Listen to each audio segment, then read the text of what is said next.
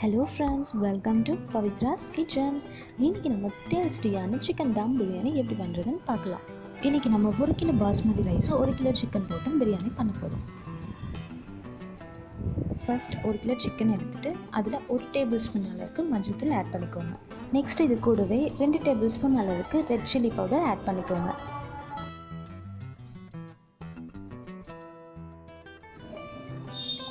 ஒரு 2 table spoon அளவுக்கு இஞ்சி பூண்டு விழுது,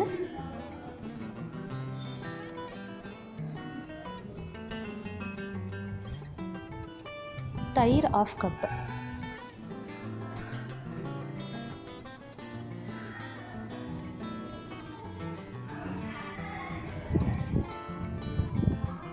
உப்பு டேஸ்ட்டுக்கு ஏற்ற மாதிரி கொஞ்சம் ஆட் பண்ணிக்கலாம்.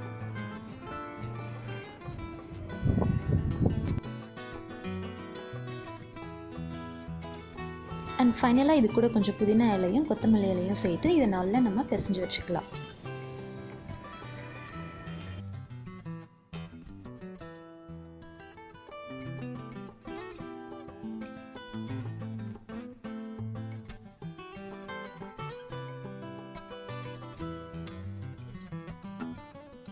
பிரியாணிக்கு நம்ம ஃப்ரைட் ஆனியன் யூஸ் பண்ண போகிறதுனால இப்போ நம்ம வெங்காயத்தை எண்ணெயில் போட்டு பொரிச்சு எடுத்துக்கலாம்.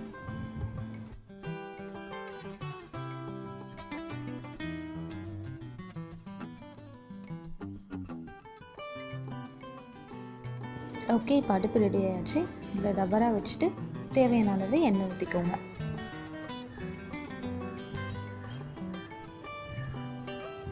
எண்ணெய் காஞ்சதும் இதில் பட்டை, லவங்கம், ஏலக்காய் இதெல்லாம் நம்ம போட்டு பொரிச்சிக்கலாம். நெக்ஸ்ட் இது கூடவே கொஞ்சம் வெங்காயத்தை சேர்த்து வதக்கலாம்.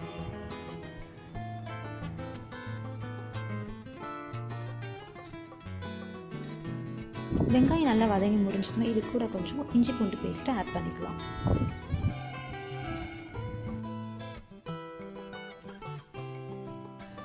அப்புறம் இதில் கொஞ்சம் பச்சை மிளகாய், புதினா, கொத்தமல்லி இது மூணையும் சேர்த்து நம்ம நல்லா வதக்கிக்கலாம்.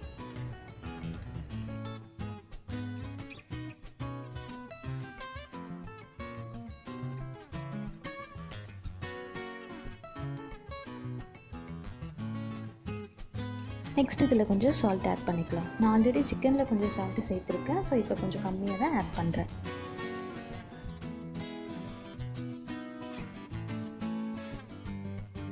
இப்போ இதுலேயும் ஒரு 1/2 கப்பு தயிர் ஆட் பண்ணிக்கலாம்.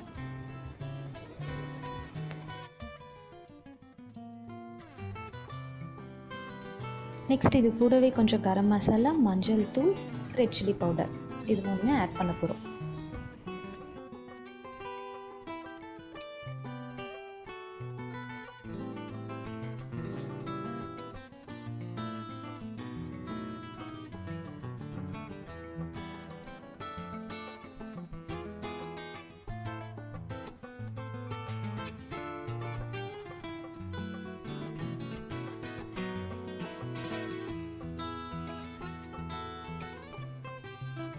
ஃபைனலாக இதில் சிக்கனை போட்டு நம்ம கிளறி விட்டுக்கலாம்.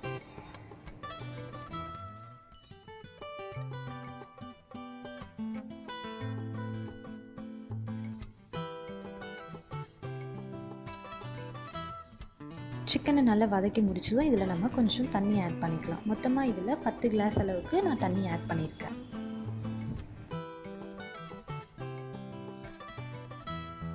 இப்போ இதை நல்லா கிளறி விட்டுட்டு மூடி போட்டு வச்சிடலாம். நல்லா கொதிச்சு வந்ததும் இதில் நம்ம பாஸ்மதி ரைஸை ஆட் பண்ண போகிறோம். பார்த்தீங்கனாலே தெரியும் சிக்கன் நல்லாவே வெந்திருக்கு. இப்போ நம்ம பாஸ்மதி ரைஸும் ஆட் பண்ணியாச்சு.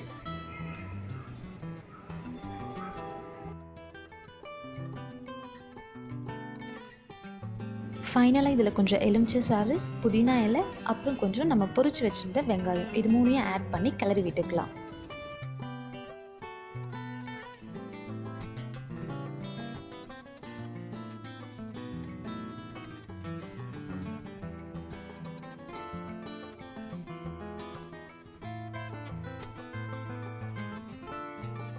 நல்லா கிளறி முடிச்சதும் இதை மூடி போட்டு மூடி வச்சிடலாம். ஒரு 20 to 30 மினிட்ஸ் அளவுக்கு நம்ம இதை வேக வைக்கலாம்.